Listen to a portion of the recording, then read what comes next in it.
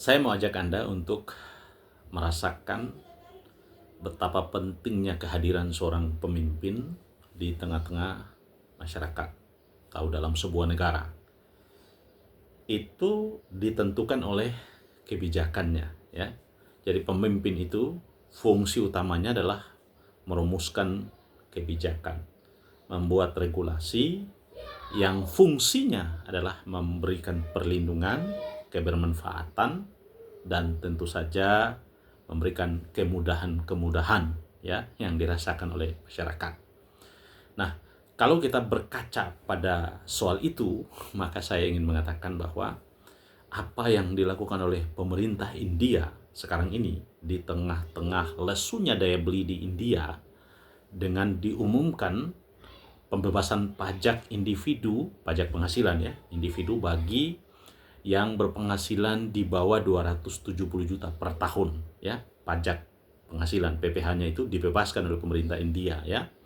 Kemudian di atas penghasilan itu diturunkan. Jadi Anda bisa bayangkan di tengah krisis daya beli yang rendah itu, pemerintah menerapkan kebijakan yang justru luar biasa ya. Itu tidak bisa dibayangkan. Jadi dia membebaskan pajak. Nah, akibatnya apa? APBN-nya mengalami defisit karena pendapatan sektor pajak menjadi menurun. Tapi ini cara yang tepat bagi pemerintah India, karena dia akan merangsang daya beli masyarakat dengan tidak memungut pajak penghasilan supaya pendapatannya utuh dan kemudian dia bisa belanjakan kembali dan itu bisa merangsang daya beli dan merangsang perputaran ekonomi ya. Nah, berbeda dengan kita, Anda bisa memperhatikan itu ya. Pajak kita dinaikkan. Kemudian pendapatan pada sektor-sektor pajak itu diperketat ya. Pembayarannya diperketat, regulasinya diperketat ya. Anda lihat ya. Jadi semua diperketat supaya untuk menekan pendapatan. Karena pendapatan pajak kita dari 2024 ke 2025 itu berkurang kurang lebih 64 triliun ya. Turun ya.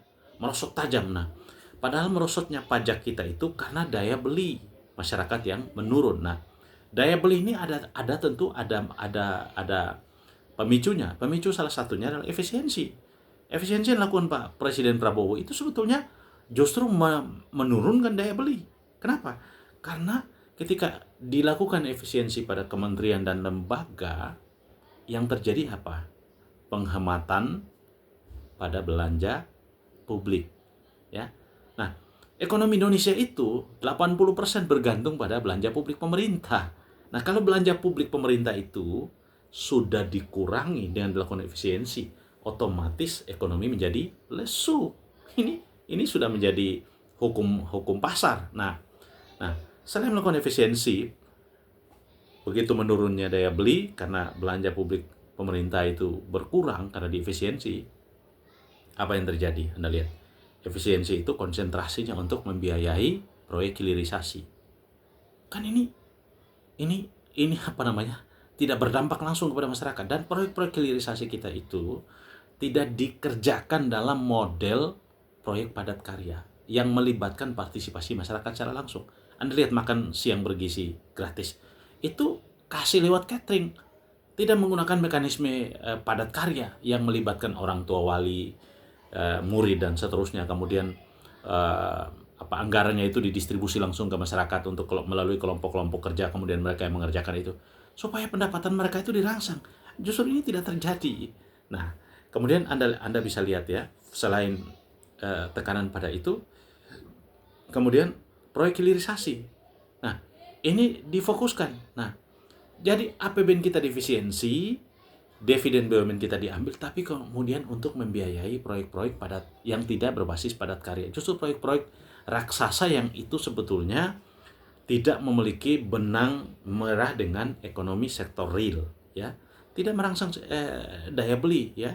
Anda bisa lihat itu. Nah, kemudian dalam situasi daya beli yang menurun ini, pemerintah naikin pajak kita. Anda bisa bayangkan ya. Nah, tidak ada kebijakan yang kemudian dilakukan secara konkret untuk merangsang daya beli kita. Nah, akibat efisiensi ini juga PHK ya, karena perusahaan-perusahaan mengalami tekanan juga ya, sehingga kemudian dilakukan PHK. Nah, belum lagi pengaruh ekonomi global yang akan juga mengancam PHK. karena Indonesia juga terdampak dari kebijakan ekonomi Amerika, ya, di mana produk-produk tertentu yang mengenakan tarif dagang baru dari pemerintah Amerika itu akan berdampak pada kemampuan ekspor kita akan menurun pasti, ya, pasti akan menurun. Dan ketika dia turun, ya, kemampuan ekspor, perusahaan-perusahaan ini akan memilih untuk melakukan efisiensi, dan pasti efisiensi itu berdampak pada PHK juga. Nah, ini akan kompleks situasi kita. Nah, kalau pemerintah tidak melakukan pembenahan dan regulasi di bidang ekonomi itu, tidak mampu merangsang daya beli dan memperbaiki tatanan ekonomi kita, baik sektor real maupun fiskal kita akan berada dalam satu situasi yang tidak baik-baik saja, ya.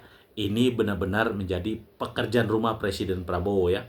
Nah, problemnya adalah tim ekonomi presiden ini juga adalah orang-orang yang tidak lagi dipercaya oleh pasar, dan kemampuannya juga tidak bisa diandalkan terlalu banyak, ya. Dan kebijakan-kebijakan yang diambil itu tidak ada yang pro rakyat, tidak ada yang mengurangi beban penderitaan rakyat, tidak ada yang ibarat kata bermanfaat untuk rakyat gitu. Tidak ada. Justru daya beli yang menurun ini Anda bisa lihat indikatornya dari turunnya pemudik, ya, kemudian perputaran uang di lebaran yang biasanya itu begitu besar, itu drastis menurun dari presentasi semula menjadi berkurang 24% lebih. Signifikan sekali. Jadi kondisi kita ini tidak baik-baik saja.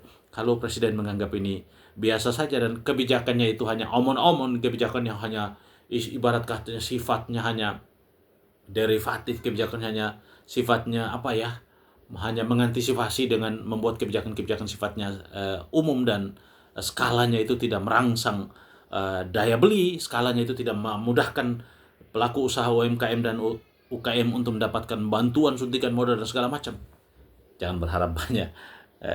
Pemerintahan ini kita pasti mengalami sebuah krisis ekonomi yang luar biasa.